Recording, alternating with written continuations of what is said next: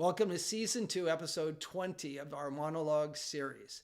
In this episode, I'm going to share with you the significance of sleep, specifically REM sleep, in you overcoming trauma. At the end of our last piece, I left you with a question. If the encoding failure leaves the pattern without a timestamp, what is supposed to take an emotional memory and integrate it across time? Now, there's a system for that, and that system runs every night. And when it fails to do its job, recovery stalls. The nervous system has a built-in mechanism for processing emotional content. It's not optional. It is the architecture of rapid eye movement sleep. Every night during REM, the brain replays emotional content from the previous day. The replay is not random. It's structured. It has a feature that makes it therapeutic. During REM sleep, the brain's noradrenaline system drops towards zero. Noradrenaline is a neurotransmitter that drives sympathetic flight, fight, freeze arousal. It is what fires the body during threat response. And in REM, that signal is suppressed.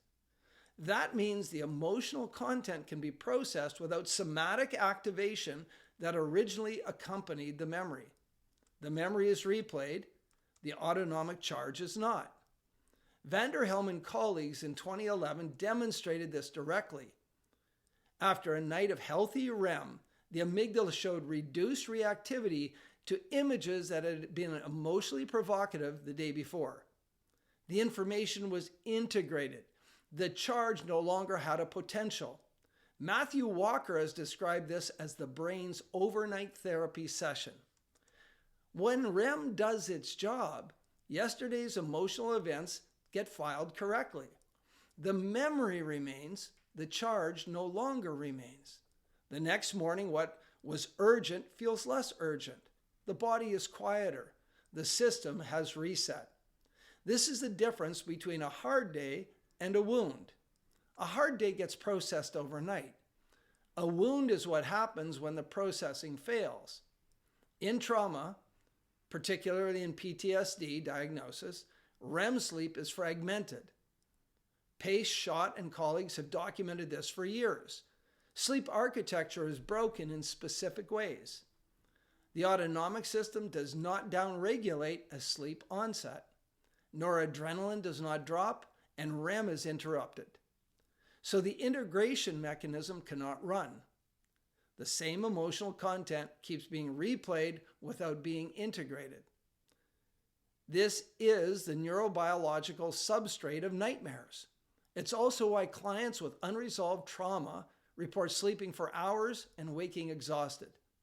The body went horizontal, the integration did not happen. Sleep itself becomes part of the injury.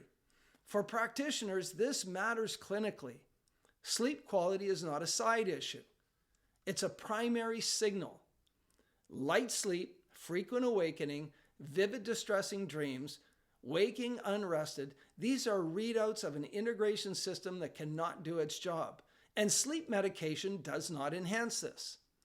When you ask a client about sleep, you're asking how their nervous system is processing what is currently active. If the sleep is broken, there's unresolved encoding. And in the other direction, when the encoding is updated through reconsolidation, the integration system is no longer trying to process content it cannot reach.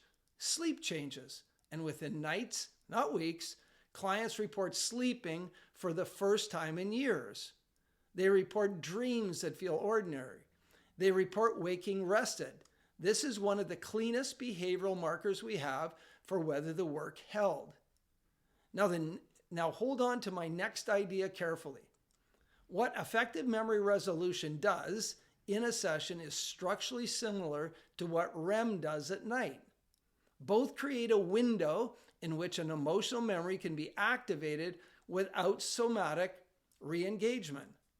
Both allow the memory to be modified, and both leave the memory and remove the charge. Memory reconsolidation is the biological window during which an activated memory becomes temporarily unstable and open to modification. Now, REM is the nightly version of that window. AMR is the structured, on-demand version. This is why the protocol is congruent with how the nervous system already works. We're not introducing a foreign mechanism. We are giving the system a clean run at the integration it's been trying to complete. Let me take the question I hear constantly. Why am I always tired but never rested? Because your sleep architecture is fragmented. The nervous system is not getting the deep, sustained REM cycles it needs to integrate yesterday's emotional content. Hours of sleep is not the same as restorative sleep. When the integration mechanism cannot run, you can be horizontal for 9 hours and wake up as activated as you went down. The fatigue is not laziness. It is the cost of unprocessed load. Now, the second question is, how does sleep improve after trauma healing? When the encoding is repaired, the autonomic nervous system can downregulate at sleep onset. Noradrenaline drops as it should. REM cycles consolidate. The integration mechanism resumes its normal function. The change is fast, very, very fast, usually within nights. Clients describe it as the first uninterrupted sleep in years. Now, a third question I get is, will my sleep ever go back to normal? Yes, 100%, absolutely. When the coding that is keeping the system on alert is resolved. Sleep is downstream of the nervous system state. Restore the nervous system and sleep restores with it. You do not have to fix sleep directly. You fix what is keeping sleep from doing its job. So if you take one thing from this pillar, take this.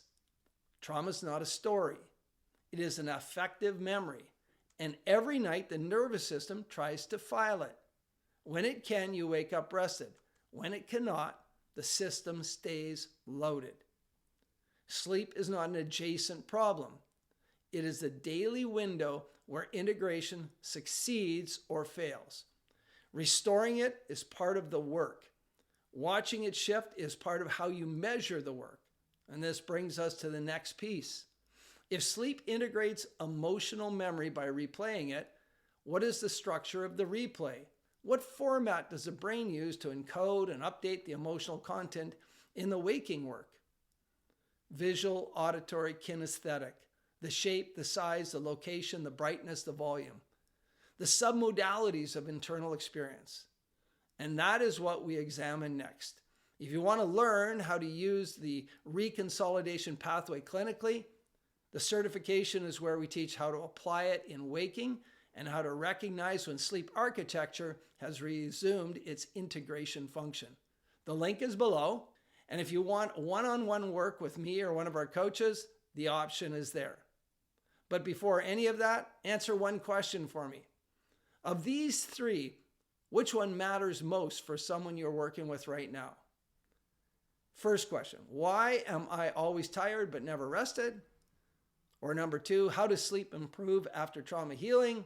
Or three, will my sleep ever go back to normal? Comment below, because the next piece in the series is built on what you tell me.